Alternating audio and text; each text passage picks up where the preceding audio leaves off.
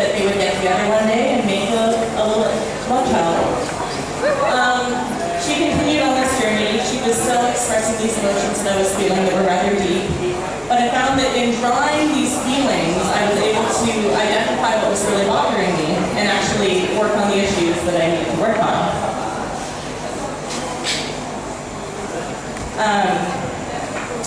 She came by in a little bit of an accident. I was in my office one day and I was doing one of these, and my writer looked at me and he goes, "Hey, are you drawing Molly again?" And I was like, "Who's Molly?" He's like, "That crazy girl you keep drawing all the time who's going through all that stuff." And I was like, "Oh, okay, I like that." So that's how Molly became Molly.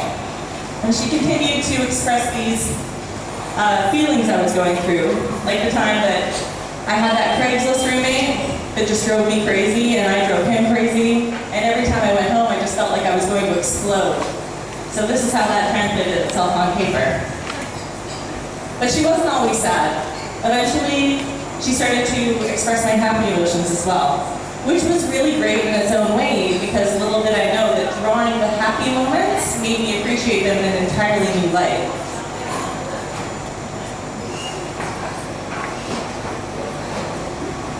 And she kind of evolved into almost a journal entry for me. So it was like I could write an entire 2 or 3 pages worth of information into one illustrated word. And because I invented the language, only I could really understand what was being said. So even if somebody looked at this, they'd have no idea what was going on, but I knew. And this one here, this happened to me when I was on my way to the airport one day. I was in a cab, I was late, and my cab driver decided to get into a bumper car accident with another cab driver. And they chased themselves down the street. Eventually my cab broke down, leaked fuel all over the road, and I thought I'd missed my flight, but luck was on my side, and my flight was now delayed. So she started to also evolve in style. Here you're seeing some backgrounds. She started some foregrounds too. A few more colors were integrated into her drawings. Most of them were blue, but there were different shades of blue, and I appreciated that. And the act of drawing itself was quite rewarding as well. So at first you do a pencil sketch, or I do a pencil sketch. And then I put the ink down, and then the marker comes after. And every one of these steps kind of represents a different emotion that you're going through. One is raw, one is very intricate and deliberate, and the other one is liberating. So these would continue to pop up throughout my sketchbooks throughout the years. This one here, we're looking at 2013.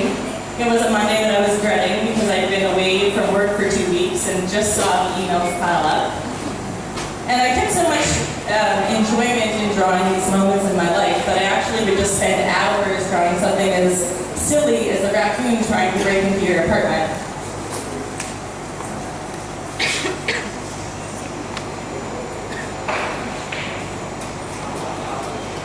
And Molly also played a really important role in my decision to move to Cambodia. I knew I wanted to change, I just didn't realize how much of a change I actually wanted. And drawing this out helped me realize that Boston just wasn't far enough. So when the opportunity to move to Phnom Penh came about, I was jumping on it. And this move was bittersweet. Molly and I were ready to go. We were excited to go to the other side of the world, but there was a part of us that loved New York and always would. And that's kind of where we'd spent the last 9 years of our lives and where we had our memories. So these are 2 of the last drawings I did in New York. And this drawing I did on the plane on my way here. Well, I started it on the plane on the way here. The New York side captured a lot of the memories that I had in New York and the things that I was leaving behind but cherished. And then on the bottom, the Phnom Penh side, I drew after I landed. And this is my first impression of Phnom Penh. And as I started drawing here, I realized that the cold colors I had been using this entire time just weren't suitable for this hot climate, and also the optimism that I was feeling having this new chapter in my life. So she started to appear in oranges and more warm tones. But I was still going through some emotional stuff, like we all do. And I still turned to my sketchbook and to draw these things out to really understand what they are. And something that was really nice about this is I realized that no matter where I live in the world or what I'm doing, something I can always count on is that I can draw Molly in my sketchbook. And when something kind of awful happens, like your apartment floods despite being on the 3rd floor of your building, you look at it and you're like, oh great. And then you realize, you know what? This is going to make a pretty awesome drawing. And then you feel good about it, and then you draw it, and you feel better. So it gives you a better perspective on life.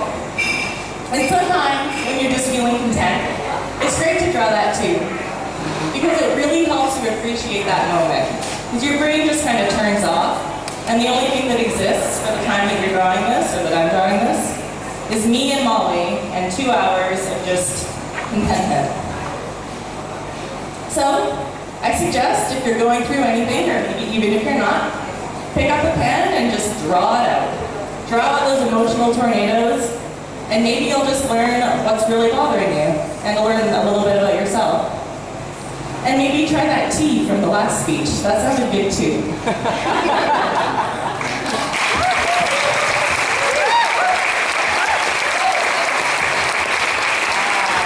Awesome, thank you so much.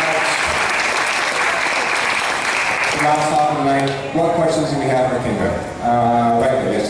Why do you call it the illustration therapy? Are you sick of this life or something? Am I what? Why do you call it as therapy? Why do you call it illustration as therapy? Because I think a part of the process of drawing it is very therapeutic. And when I originally started doing it, I was working through some pretty deep emotional stuff. So it really was a form of therapy to me, and still is to this day. Yes, ma'am. Is art your profession, or do you sell your art, or is it a personal hobby? Is this your profession? Do you sell it as art, or is it just like sort of an amazing hobby? This is just my hobby. And I keep everything in a sketchbook, and I'm proud to say I've never ripped a page out of a sketchbook once I've taken a pencil to it. Go ahead. Where can I see more of your drawings? I have a website. It's kendraws.com. So basically Kendra with a D on the end of it.com. We'll also post it up to our Facebook page. Do you ever talk to Molly outside of the sketchbook? Kind of. I actually had a conversation with somebody who was a therapist, but a friend of mine, when I was talking about moving to Cambodia. And I was like, oh gosh, I can't wait for Molly to ride an elephant. And I'm like, I can't wait to ride an elephant. And she's like, actually, that's very healthy. I'm like, oh, thank God. Okay. What's your pug's name and where is he now? What's your pug's name and where is he now? My pug's name is Caesar, and I love him to death. And he is right now with my parents in Calgary, where I'm from. Woo, Canada! Canada.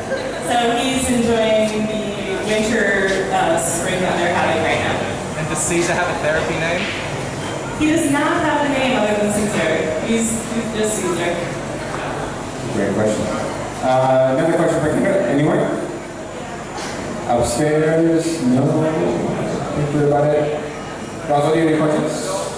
No? I have a question, a personal question. Are any of your drawings available for purchase? As of now?